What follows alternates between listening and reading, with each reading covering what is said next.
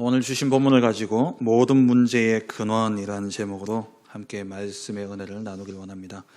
이번 한 주간 동안 회복해 하시는 하나님의 약속을 여러분 붙잡고 계십니까? 성부 하나님은 말씀으로 우리와 함께하고 계시고 성자 예수님은 우리를 구원하신 우리의 모든 죄와 사단과 지옥의 권세를 멸하신 그 구원의 역사로 우리와 함께하고 계시고 성령 하나님은 하나님 나라에 가는 그날까지 완전한 보장으로 우리 가운데 함께 하신다 말씀하셨죠. 우리가 이 약속을 붙잡고 날마다 임마누엘 속에 성삼위 하나님의 놀라운 은혜와 응답들을 누리는 복된 신앙생활 되어주시길 주의 이름으로 축원합니다.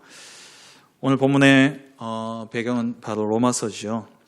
이 로마서는 바울이 3차 전도 여행 중에 기록한 성경입니다. 사도행전 19장에 보면은 바울이 에베소 지역에서 복음을 증거하고 에베소 지역에서 3년 동안 목회를 하면서 아시아 전역에 복음이 전파되어지는 놀라운 응답의 역사가 일어났습니다. 그 이후에 바울이 사도행전 19장 21절에 바울이 내가 마게도냐와 아가야를 거쳐서 그러니까 아시아의 복음화를 마치고 이제 마게도냐 아가야를 거쳐서 이곳은 2차 전도 여행 때 바울이 밟았던 곳이죠. 이곳을 거쳐서 예루살렘에게 가기로 작정하여 이르되 내가 거기 갔다가 예루살렘에 갔다가 후에 로마도 보아야 하리라 이야기하면서 바울이 이제 마게도냐와 아가야에 가게 됩니다. 그때 그 마게도냐 지역의 가운데 바울이 고린도에 잠시 머무르게 되어집니다. 그 고린도에서 바울이 로마 교회에 썼는 편지가 바로 오늘 본문에 나오는 이 로마서입니다. 바울이 로마서를 누구에게 보냈죠? 누구 편에 붙였죠? 로마서 16장 1절을 보면은 사랑하는 자매 베베에게 이 로마서를 맡겨서 로마서를 전달케 합니다. 이 베베가 속한 교회가 갱그레아 교회다라고 되어 있죠. 그게 바로 고린도 옆에 있는 항구입니다. 바울이 고린도에서 편지를 쓰고 갱그레아 교회의 일꾼인 베베에게 전달해서 이 베베가 이 편지를 로마 교회에 전달하게 되어지죠. 바울이 마음의 소원이 뭐였냐? 이 로마에 가는 것이었어요. 로마서를 읽어보면은 1장에 나옵니다만은 내가 여러 번 가기를 원했다라고 이야기하죠. 그런데 그렇게 몇 번이나 13절을 보면 1장 13절을 보면은 형제들아 내가 여러 번 너에게 가고자 한 것을 너희가 모르기를 원하지 아니한다. 로마에 여러 번 가려고 했었어요. 그런데 길이 계속 막혔던 겁니다.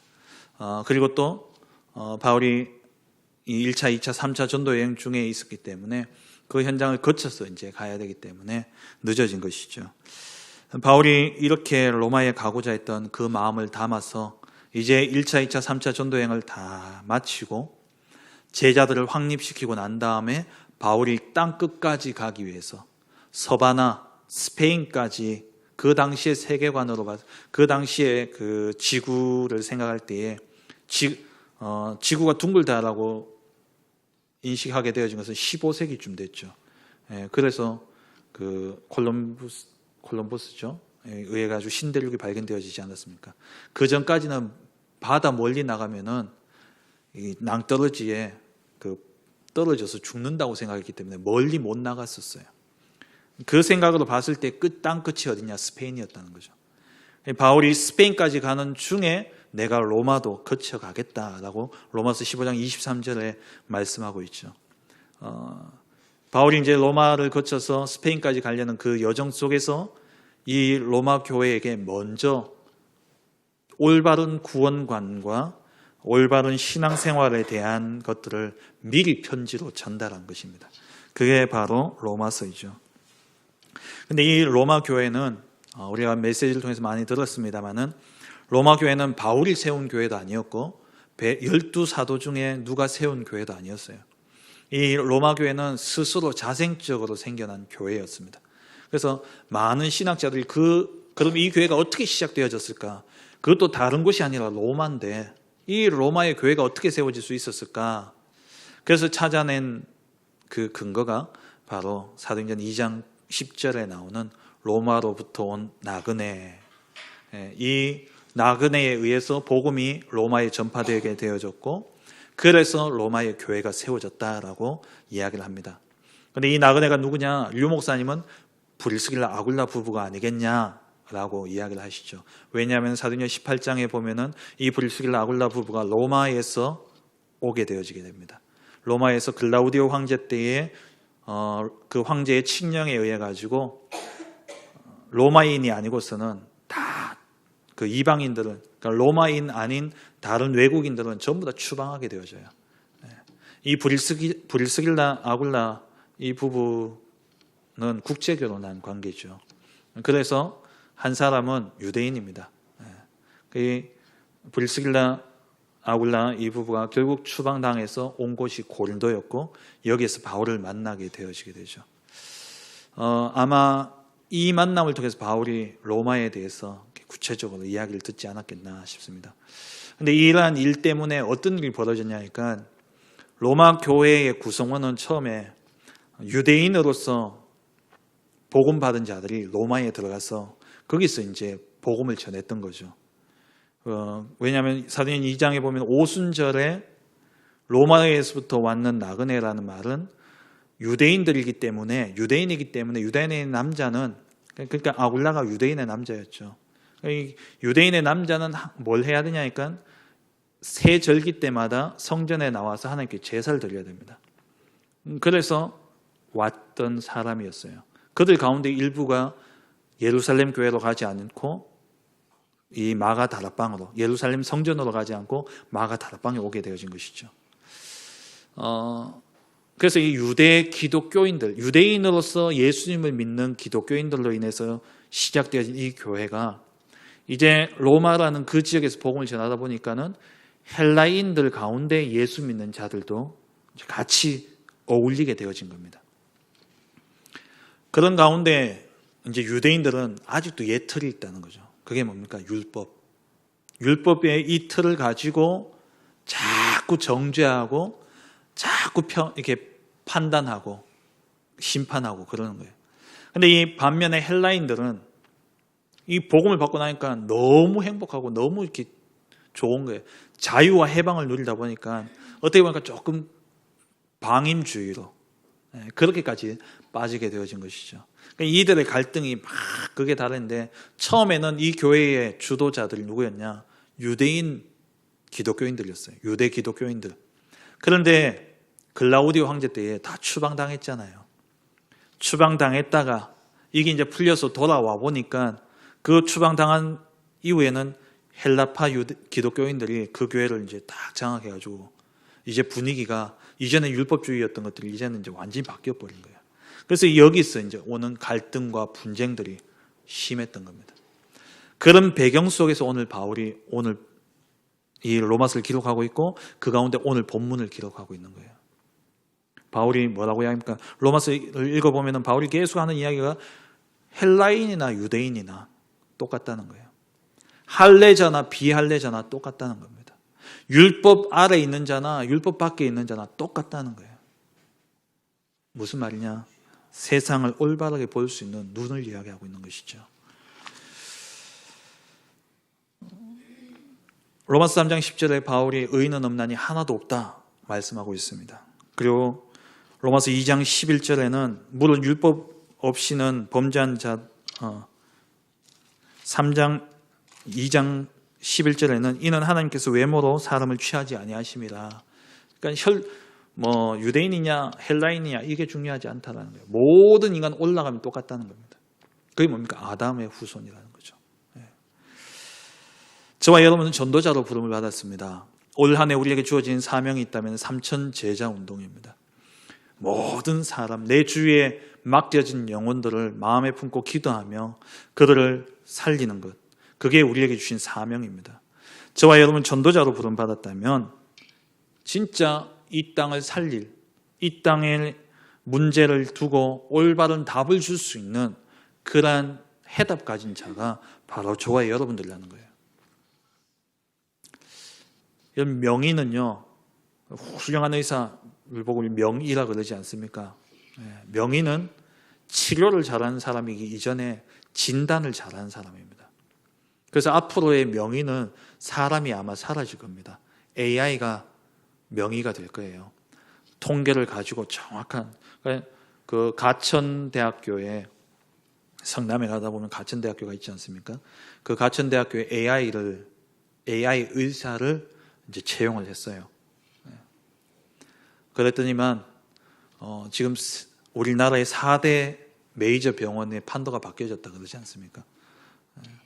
그 아산병원, 삼성병원, 그리고 서울대병원, 그리고 여의도 성모병원이 4대 메이저 병원이라 그러는데 이 가천병원이 치고 올라온 거예요. 왜? 진단을 AI가 99% 암을 진단한다 그러잖아요. 사람이 하는 진단은 명의라고 하는 사람도 거의 90% 안 된다 그래요. 명의는 뭐냐? 올바르게 진단하는 사람입니다. 저와 여러분은 영적인 의사입니다. 저와 여러분은 세상을 올바르게 진단하고 거기에 대한 바른 답을 줄 수 있는 영적 의사로 저와 여러분들을 불렀다는 거예요. 그래서 우리는 세상을 올바르게 보고 세상을 바르게 진단하고 거기에 대한 해답을 정확하게 전달할 수 있는 그러한 영적인 의사로, 전도자로 저와 여러분들이 부름받았습니다. 그래서 우리는 세상을 올바르게 볼 수 있는 눈이 열려져야 되는 것이죠. 첫 번째입니다. 세상 보는 눈. 세상은 틀린 눈으로 세상을 보게 만들고 있습니다.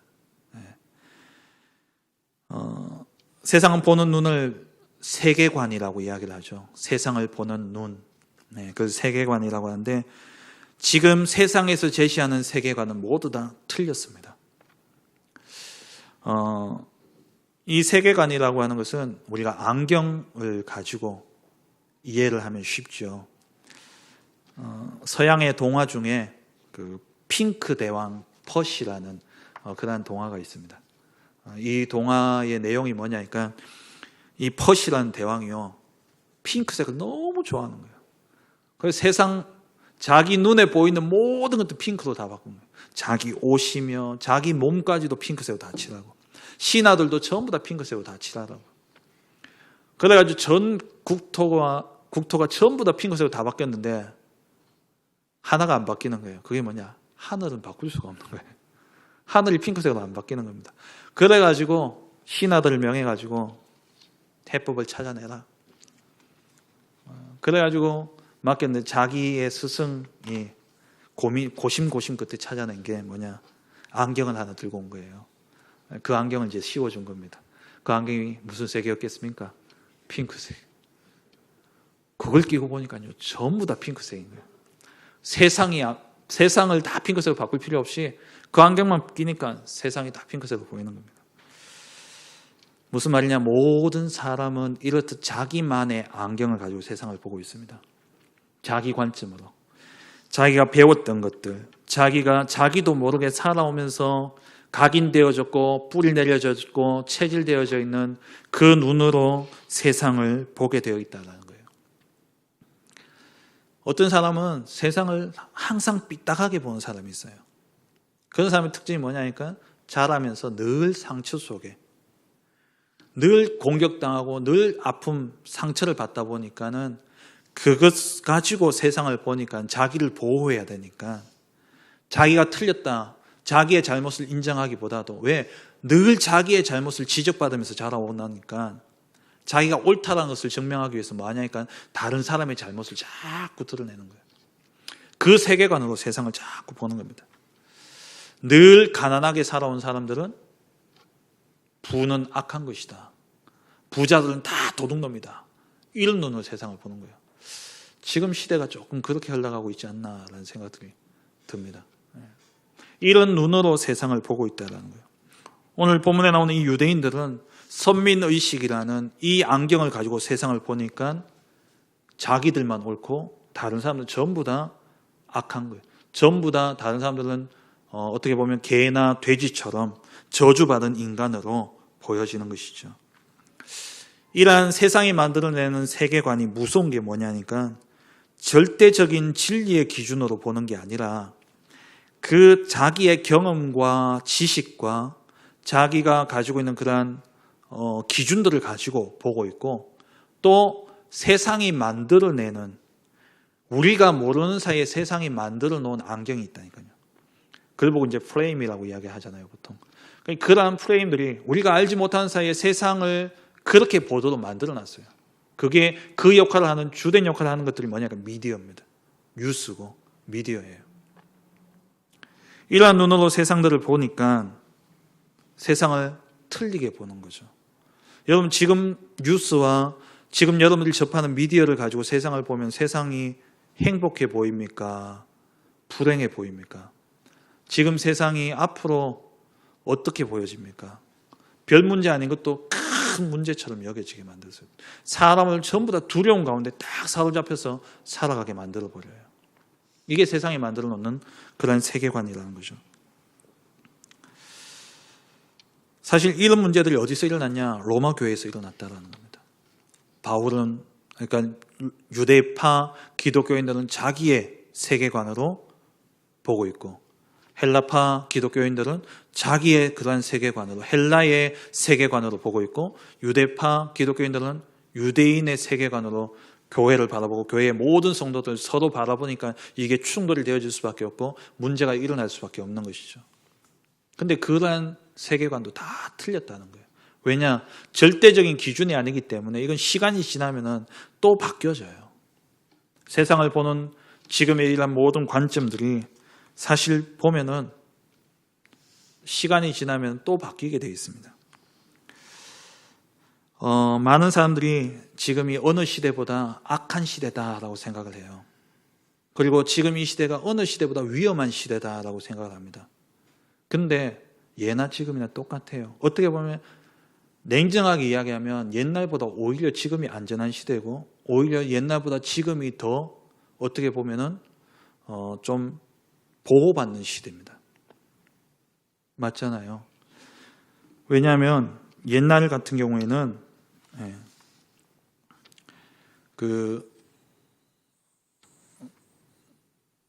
전염병을 예로 들더라도 지금 한 10년 사이에 뭐 메르스, 에볼라, 사스, 또 신종플루, 이번에 또 신종 코로나 바이러스 많이 일어나죠. 이게 지금 두려워가지고 나라들이 막 뭐 폐지하고 막 이렇게 그 출입 입국 거부하고 막 이러지 않습니까? 지금 전염병으로 세상이 막 떨고 있는데요. 사실 냉정하게 이야기하면 그 사상자 수가 옛날과 비교하면 별거 아닙니다. 근데 너무 두려움 속에 딱 만들어버려요. 극도의 두려움을 딱 갖게 만들어서 이것 통해서 또 많은 뒤에 숨어서 보면은 이익을 가져가려는 그러한 세력들이 또 있을 수 있다는 거죠. 흑사병 들어보셨지 않습니까? 중세 시대에 14세기쯤 1300여 년 그 때에 일어났던 이 흑사병 같은 경우에는 유럽 인구의 절반이 죽었습니다. 거의 4천만 명이 죽었다 그래요. 3년 사이에. 그러니까 지금 시대가 더 이렇게 위험한 것처럼 보여져요. 누가 그러더라고요. 미세먼지 하도 가니까 1970년대 후반이나 1980년대 초반에 도로가 포장되지 않았을 때 서울의 공기가 대기질이 지금보다 더 나빴다 그러잖아요. 냉정하게 보면 사실 별게 아닐 수도 있는데 이게 뭐냐니까 세상이 만들어 놓은 세계관이라는 거예요. 그걸 자꾸 보게 만드니까 사람들이 두려움에 떨게 만들고 사람 그렇게 만드는 거예요. 세상이 갈수록 더 악해집니까? 세상은 사람들이 더 악해진다고 보여집니까? 가인이 아벨 죽였던 사건, 그때나 네피림 시대에 일어났던 그러한 사건들, 소돔과 고모라 땅에 일어났던 동성애 사건들 똑같아요. 지금과. 어떻게 보면 지금 뉴스나 미디어가 발달해 있기 때문에 그것 때문에 막 부각되어지고 더 이렇게 되어지니까 그렇게 보여져. 그리고 두려움에 딱 사로잡히니까 사람들이 잘못된 그런 시각을 가지고 세상을 보게 되어지는 거예요. 두려움 때문에 진리는 보지 못한 채 그걸 싹 가려버리고 다른 것들이 부각되어져 버리는 겁니다. 아무리 범죄가 많이 일어나더라도요. 저는 모르겠어요. 옛날에 안 살아봤기 때문에 모르겠는데 제 개인적으로 생각은 옛날보다 오히려 더 안전한 시대입니다. 왜? 지금처럼 우리나라만큼 치안이 좋은 나라가 어디에 있습니까? 물론 묻지마 범죄 이런 사건들이 일어나긴 일어나고 있지만 옛날에는요, 그런 뉴스도 사실도 알지 못한 채 죽어간 사람이 더 많았었어요. 그렇지 않습니까? 그리고 옛날은 왕이요, 악한 왕이 딱 일어나면 막 김정은이 보세요, 숙청. 지금 우리나라 대통령이 자기 마음대로 할 수 있는 게 별로 없습니다. 딱 법과 제도 있어요. 어떻게 보면 그런 것들이 물론 이제 이게 잘못 오용되는 그런 부분들도 있겠지만 냉정하게 이야기하면 옛날보다 지금이 더 악해지는 게 아니라는 거예요. 똑같습니다. 창세기 3장 사건이 있은 그 이후에 인간의 모습, 그 즉시 창세기 3장 이후에 인간에게 들어오게 되어진 그 악한 그 상태나 지금의 상태가 똑같아요. 똑같다는 겁니다. 이걸 모르니까 세상을 다 틀리게 보고 틀리게 보니까 다른 답을 찾고 있는 겁니다. 그래서 두 번째로 우리는 세상을 바르게 보는 눈을 가져야 됩니다. 올바른 세계관을 가져야 되는 것이죠. 세상의 세계관은 늘 바뀌어져 왔습니다. 왜냐하면 앞서 말씀드린 것처럼 기준이 자꾸 바뀌니까요. 세상은 사상과 문화, 또 제도, 그러한 사회적 인식 이런 것들로 만들어진 세계관으로 세상을 바라보기 때문에 사회적 인식은 늘 바뀝니다. 요즘 인권이라는 말로 얼마나 세상이 우습게 돌아가고 있습니까? 얼마 전에 우리 진짜 그 희한한 뉴스가 나왔지 않습니까? 하사관이 휴가 나가가지고 자기는 국가를 위해서 크게 몸바쳐 충성하고 싶은 게 자기의 평생의 소원이었기 때문에 평생을 내가 이걸 위해서 달려왔다는 거예요. 고등학교도 그런 학교로 갔고. 그래서 내가 하사관이 됐는데 나도 모르게 내 안에 있는 이 성적 정체성의 혼란 때문에 어쩔 수 없었다. 그래가지고 해외에 나가서 성전환 수술을 하고 돌아와가지고 내가 이제 여군으로 복무하겠다 이러는 거예요. 말도 안 되는 이야기죠. 지금 사회적인 인식 속에서는 말도 안 되는 이야기예요. 그래서 어쨌든 눈물을 머금고 눈물 흘리고 기자회견하고는 이제 복무를 하지 못하게 되어졌지 않습니까? 과연 몇 년 뒤에 이런 일들이 가능할까요? 이거는 시작인 거예요. 이제 터트려 놓고 사회적인 반응을 보고 이제 그에 아직은 인식이 그렇기 때문에 놔둔 거예요. 지금 집권당은 사실 이런 쪽에 있어서는 아주 개방적인 집권당이지 않습니까? 앞으로 어떻게 되어질지 몰라요. 그러니까 이 세상 인식들은 시간이 지나면 바뀐다는 겁니다. 불과 우리가 20년 전에만 해도 동성애에 대한 우리가 가지고 있는 생각, 그 생각을 세상 속에서 떳떳이 이야기할 수 있었습니다. 동성애는 죄다. 절대 안 된다. 근데 지금은 세상 속에서 그런 이야기하면은 이상하게 보고 시대에 뒤떨어진 노땅이라고 그러죠. 노땅. 그렇게 들려요. 이게 바뀌어지는 거예요. 세상의 기준은 늘 바뀝니다. 그것으로 우리가 사람을 보고 거기에 대한 답을 준다? 그것은 틀렸다라는 거예요. 그래서 우리는 올바른 세상을 볼 수 있는 눈을 가지고 있어야 됩니다. 결론적으로 이야기하면 무슨 문제입니까? 왜 이런 문제가 왔습니까? 하나님 떠난 문제예요. 너무나 명료한 답이 우리에게 있습니다. 그런데 이것으로 우리가 세상을 보지 않는다는 거예요. 하나님을 믿는 우리들조차도 이 세계관으로 세상을 보지 않으니까 전도자들이 세상 속에서 그리스도 이야기하기를 두려워하고 그리스도 이야기를 부끄러워하고 그리스도 이야기하기를 눈치 보고 있는 거예요. 답이 이것밖에 없다면, 진짜 명의가 진단을 올바르게 하고 답이 이것밖에 없다면 명의는요 담대하게 이야기할 수 있는 거예요. 우리가 그러지 못하고 있는 겁니다. 왜? 틀린 세계관으로 우리도 세상을 바라보고 있기 때문에, 잘못된 시각으로 세상을 바라보고 있기 때문에 그렇다라는 거죠. 오늘 본문은 명확하게 우리가 세상을 바라보는 정확한 기준을 이야기하고 있습니다. 사도 바울은 헬라인이나 유대인이나 모든 인간의 근본 문제는 하나님을 마음에 두기 싫어하는 거기서부터 비롯되어졌다라고 말씀하고 있죠. 28절 이하에 보면 이야기하고 있지 않습니까? 마음에 하나님 두기를 싫어하기 때문에 하나님이 그들 그 상실한 마음대로 내버려 두셨어요. 하나님이 그렇게 만든 것이 아니라 그런 마음을 허용하신 것입니다. 그 허용함으로써 인간에게 일어난 문제들을 29절 이하. 이게 지금 세상에 일어나고 있는 문제들 아닙니까? 그 앞에 26절, 27절에는 동성애 이런 일들이 왜 일어났냐? 하나님을 마음에 두기 싫어하기 때문에.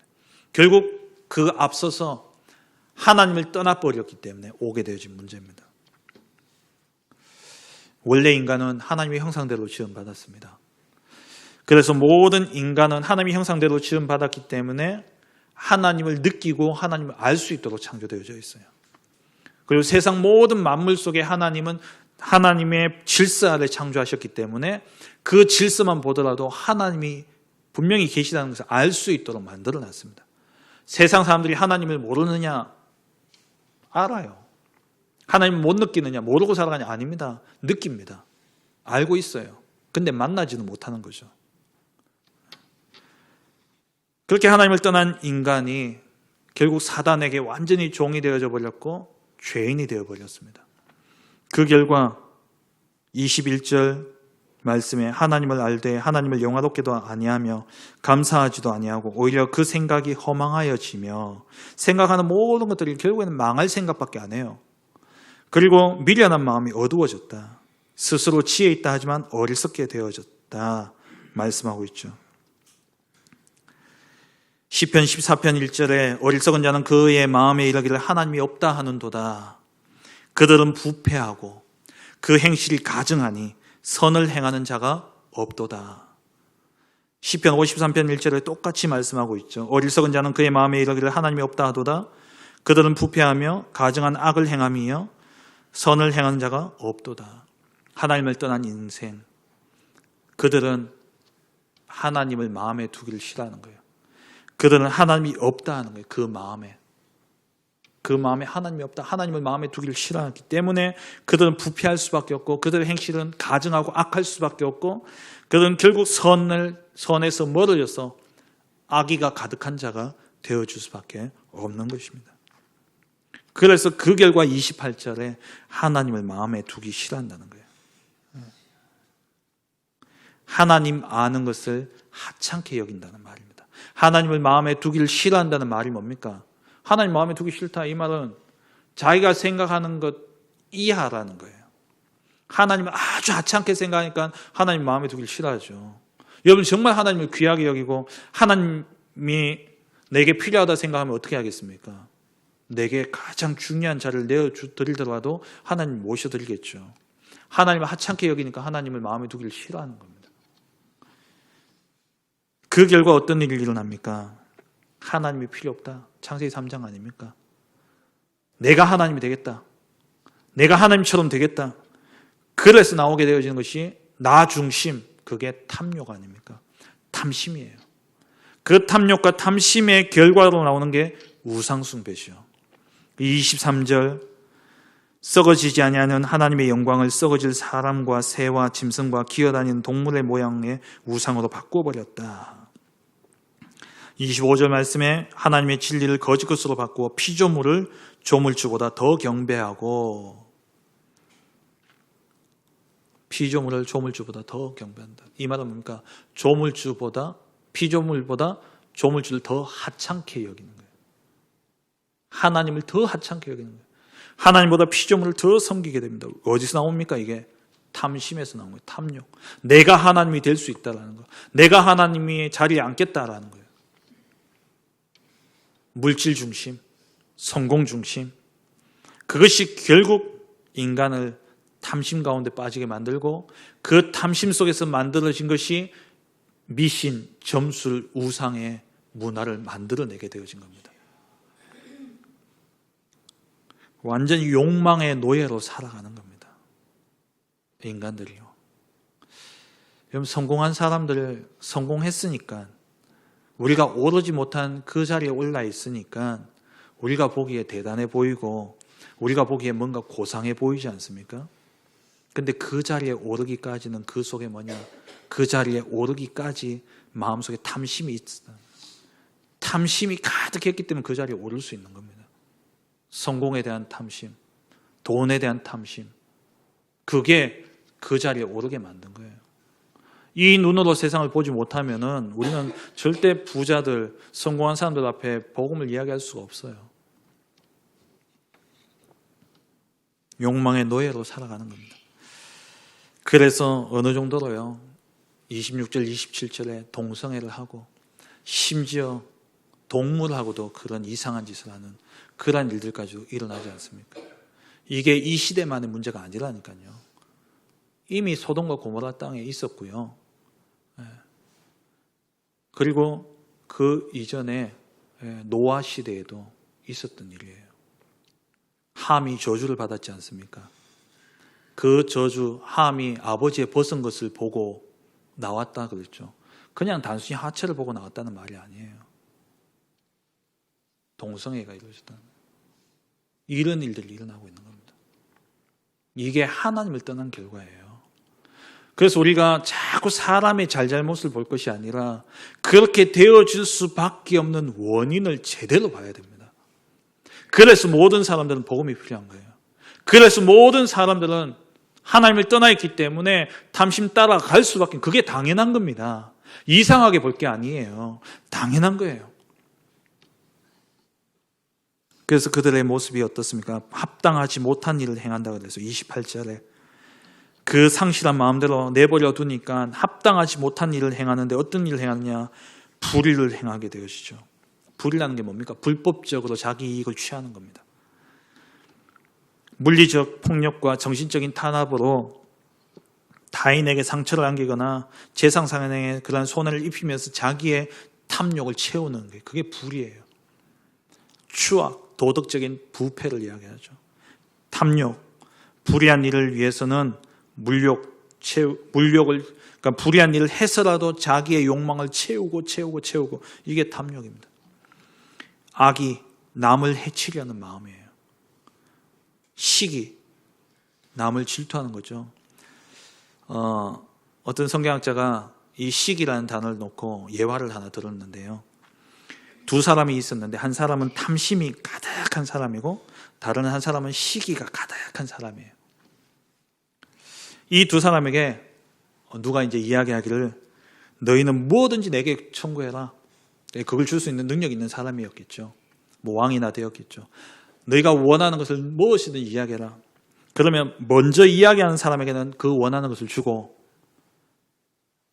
뒤에, 그러니까 이야기하지 않은 그 사람에게는 그 요구한 것의 2배를 주겠다 이야기했어요. 이 탐심이 가득한 사람은 2배를 얻기 위해서 계속 기다리는 겁니다. 앞에 사람이 이야기하도록. 그런데 시기 있는 사람은 어떻게 이야기하는지 아십니까? 이 예화에서 뭐라고 이야기하냐? 내 눈을 빼주십시오. 내 한쪽 눈을 빼주십시오. 이래요. 왜요? 그 자기 눈 하나 빼면은 다른 사람은 눈 2개를 빼니까. 이게 시기 있는 사람이에요. 시기가 가득한 사람의 특징이랍니다. 자기가 손해를 입더라도 남 잘 되는 것은 못 보는 거예요. 그게 어디서 나오냐? 하나님 떠난 문제입니다. 하나님 떠난 문제예요. 살인, 분쟁, 악독이 뭐냐? 남을 해하려는 악한 마음입니다. 악의를 가지고 행하는 악한 행동들을 이야기하는 것이죠. 그렇게 쭉 이야기합니다. 뭐 또 수근수근하는 자, 막 뒤에서 뒷담화라 그러죠. 뒷담화를 까는 거. 또 반대로 비방하는 자, 대놓고 막 남을 힐난하고 남을 깎아내리는 사람도 있고요. 하나님께서 미워하시는 자, 이거는 앞에 숫자가 있죠. 밑에 관주를 내려가면은 하나님을 미워하는 자다라고 되어 있어요. 그러니까 하나님을 미워하는 거예요. 능욕하는 자요, 교만한 자요, 자랑하는 자요. 능욕한다는 건 하나님을 능욕하는 자입니다. 교만하다, 하나님보다 자기를 더 높이는 것이죠. 자랑한다, 같은 말이고요. 악을 도모하는 자요, 부모를 거역하는 자요, 우매한 자요, 어리석은 자란 말이죠. 배약한 자요, 약속을 쉽게 어기는 자, 무정한 자, 무자비한 자다. 지금 뉴스에 나온 사람들의 모습 아닙니까? 이 모습이 무엇 때문에 왔다고요? 하나님을 마음에 두기 싫어하기 때문에. 세상에서 아무리 감옥을 만들고 집어넣는다 해도 해결 안 되어집니다.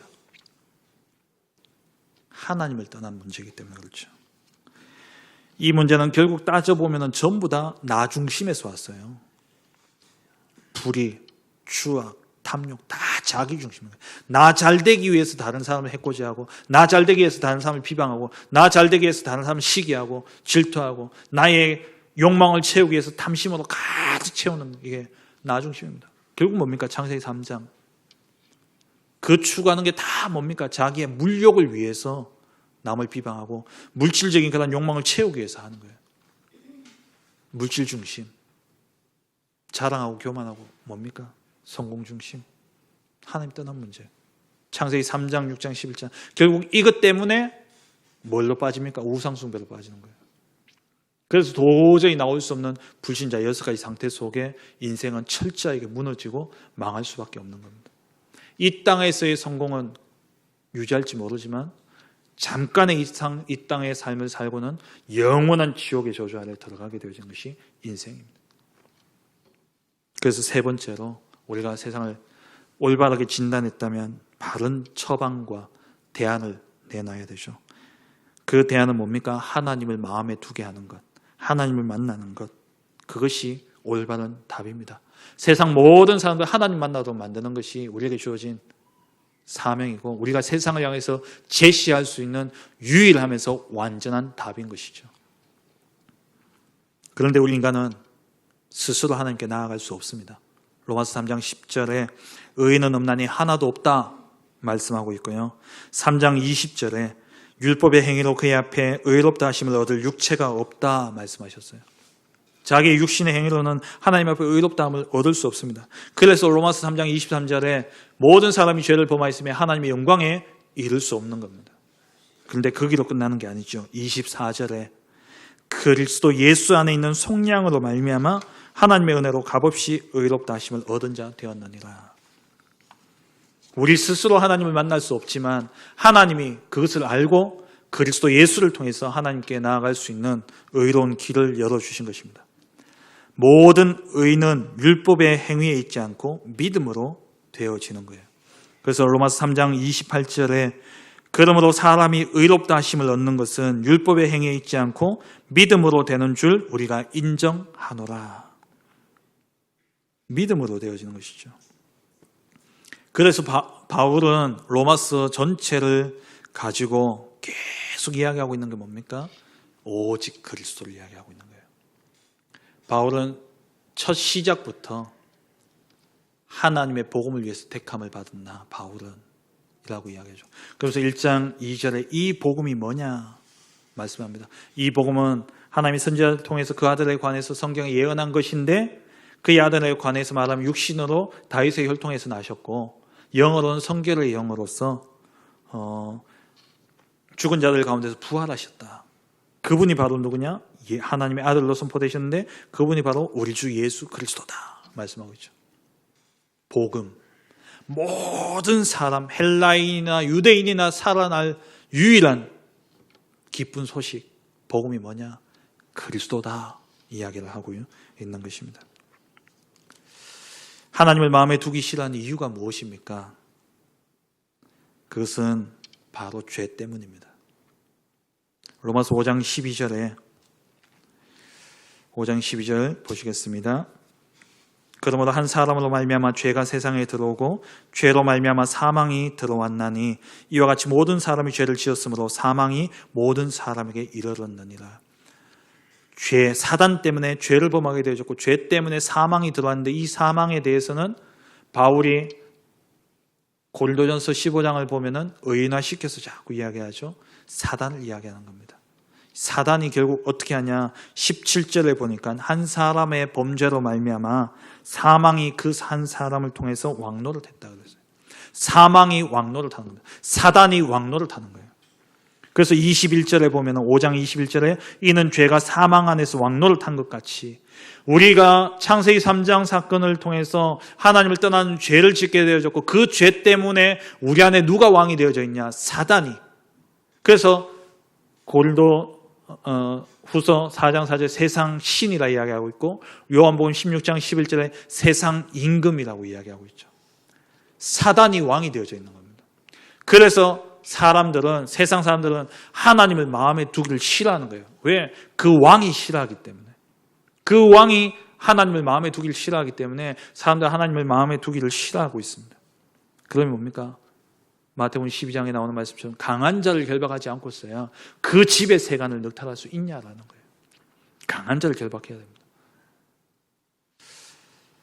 로마서 7장 22절 이하에 보면은 바울이, 이 대전도자 바울이 이것을 기록한 때가 언제라 그랬죠? 3차 전도여행, 에베소에서 대단한 전도, 아시아 복음화의 역사를 이룩하고 난 다음에 바울이 하는 이야기가 무슨 이야기냐? 내 속 사람으로는 하나님의 법을 즐거워하되 내 지체 속에서 한 다른 법이 내 마음의 법과 싸우고 내 지체 속에 있는 죄의 법으로 나를 사로잡는 것을 본다.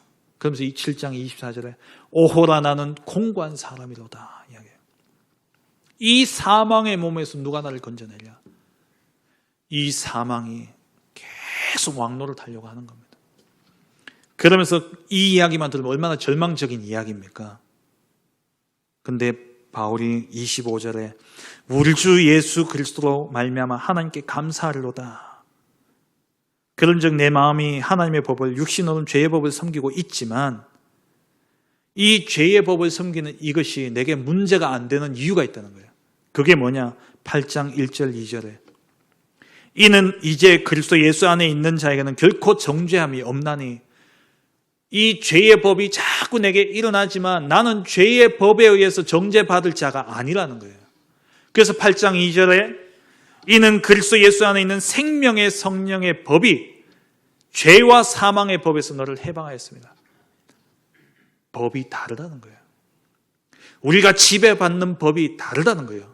이전에는 죄와 사망의 법으로 우리가 지배를 받았기 때문에 우리의 행실이 곧 심판의 기준이 되어졌어요.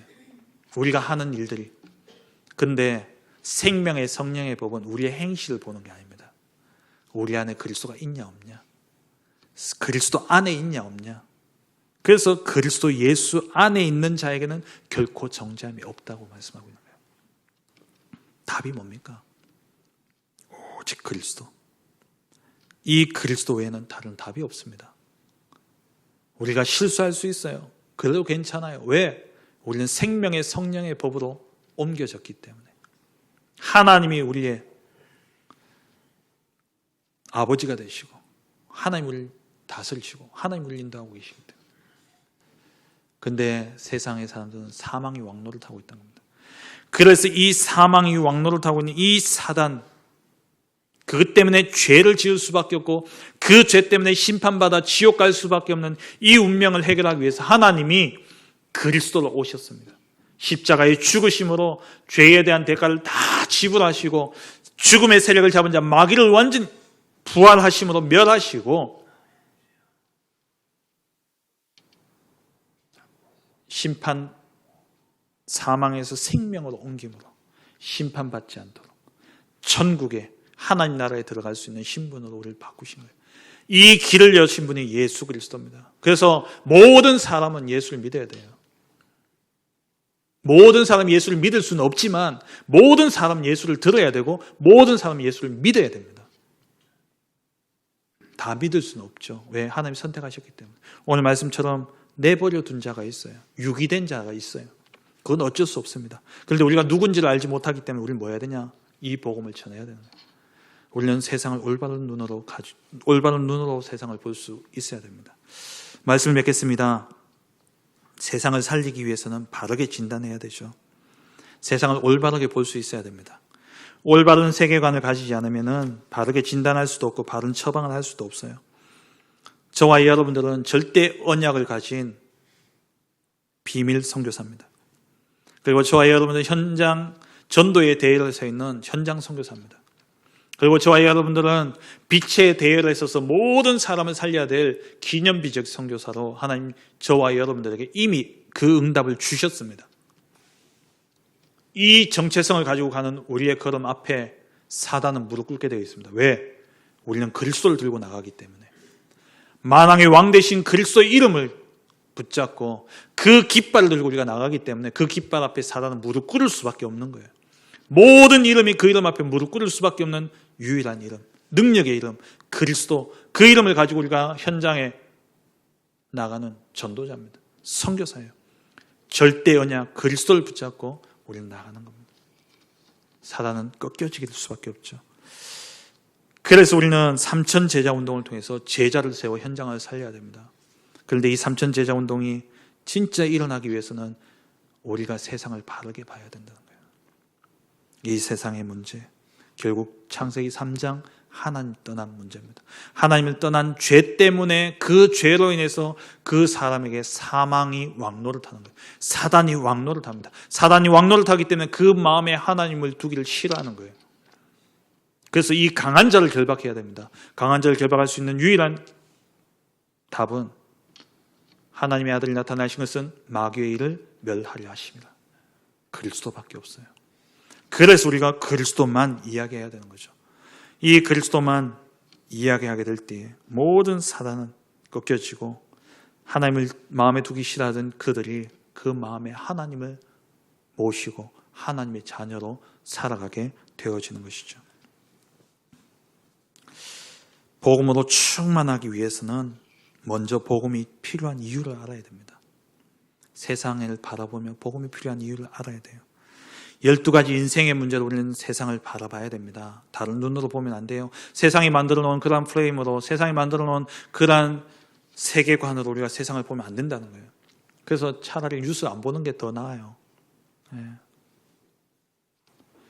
어떤 문제든 또 어떤 성공이든 어떤 사람을 만나든 간에 그 모든 것을 이 12가지 인생의 문제로 볼 수 있어야 됩니다.